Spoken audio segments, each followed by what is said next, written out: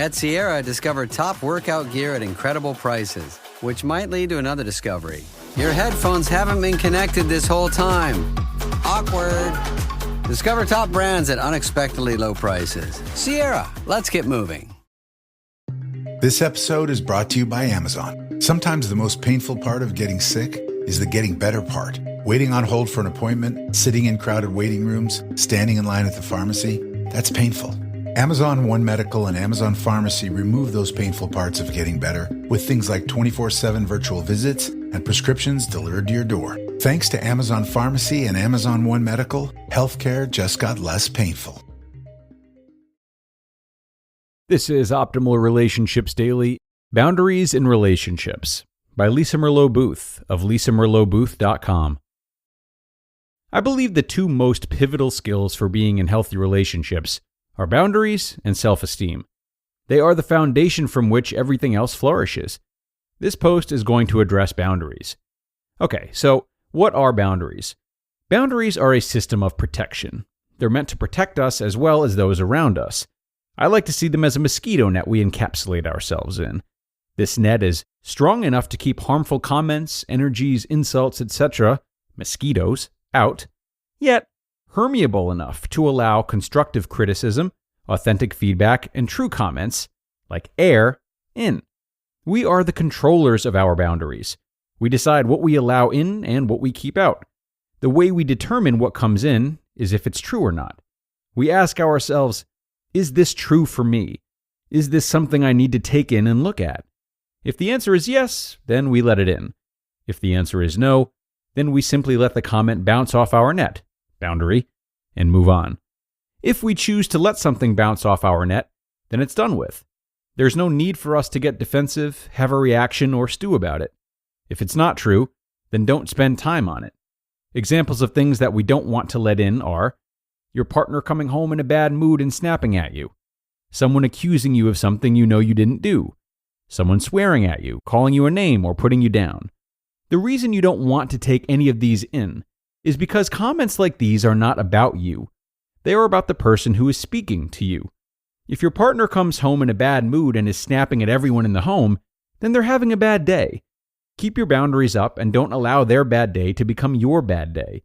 Instead, as I once heard a person say, imagine that your net just got slimed. Spray it, wipe off the slime, and move on. Let me use the kick the dog story, only I'll use a different term than kick. Say Tom comes home and had a terrible day at work. He's angry and fed up with everything. The dog comes up to greet him, and Tom shoves the dog to the side and says, "Stupid dog." Now, is this because the dog's a stupid dog? No. It's because Tom is having a bad day, and he thinks that bad day justifies his cruelty. His comment has nothing to do with the dog. It has everything to do with Tom. It's the same with people. We need to get better at determining what we need to take in and look at, and what has nothing to do with us and we need to keep out.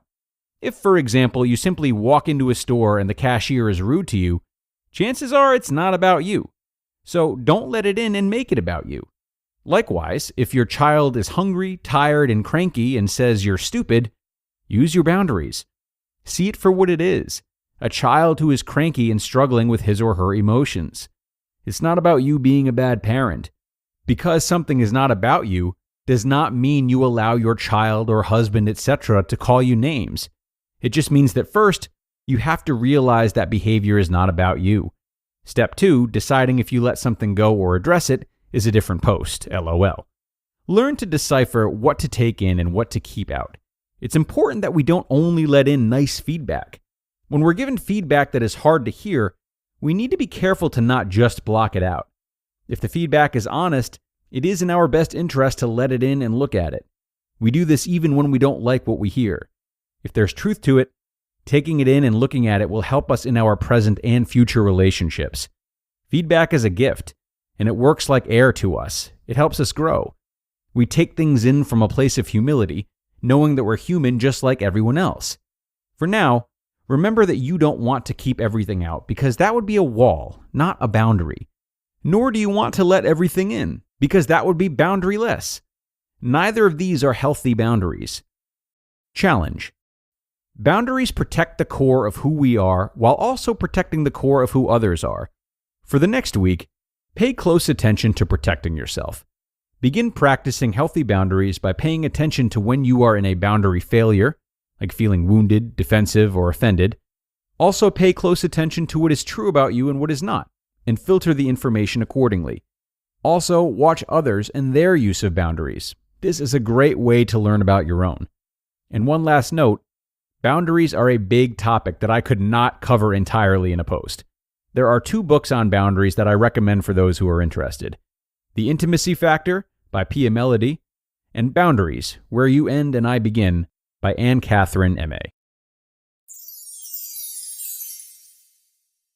You just listened to the post titled Boundaries in Relationships by Lisa Merlo-Booth of lisamerlobooth.com. You found your person. Now let the Knot help you with everything else. The Knot connects you to the wedding inspo, vendors, venues, and planning tools you need to make your day totally you.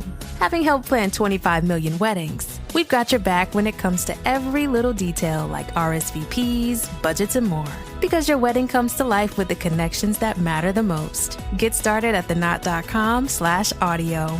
The Knot. Let's plan your wedding together. I think I just won my taxes. Yeah? I just switched to H&R Block in about 1 minute. All I had to do was drag and drop last year's return into H&R Block, and bam, my information is automatically there. So I don't have to go digging around for all my old papers to switch? Nope. Sounds like we just leveled up our tax game. Switching to H&R Block is easy. Just drag and drop your last return. It's better with Block. And thanks so much to Lisa. Really glad she didn't dwell too long on the story about Tom and his dog. I was about ready to slap Tom across the face, getting me pretty riled up, being mean to a little pup like that.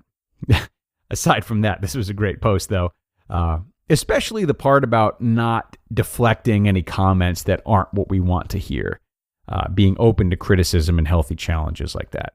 That is so crucial, especially for us, like you and I, to hear, as those who indulge in personal development a lot are likely to have increased, maybe unrealistic demands for life being pleasant and not allowing the unpleasant stuff. I know I'm guilty of this myself, so something for all of us to watch out for.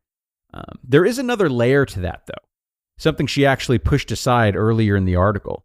Now, obviously, all kinds of negativity have layers, and therefore, we do have to pick our battles sometimes.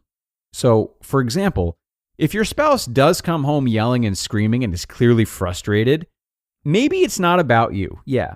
But given your commitment to them, your love for them, and your knowledge of them, that is an opportunity to reach out and try to help rather than distancing yourself just because it's unpleasant and not necessarily about you, right? Now, if a random person on the street does that, it's easier to excuse yourself. But when it comes to committed relationships that you want to keep going strong, there will be times in which we have to let those we love have their hissy fits and try to lean in and understand and support them anyway. Now, of course, boundaries still exist, like especially if you feel that you may be harmed physically. That's an entirely different circumstance. But it's just to say that all relationships are different, and thus how we approach conflict within them must also be different. Food for thought, friends. Time to be out of here, though. Thanks a million for joining me today, as always, and staying through the end. Boundaries are always an essential topic to brush up on in relationships, so I am glad I was able to share this with you today. And do be sure to come on back tomorrow, where I will have another great post for you. That's where your optimal life awaits.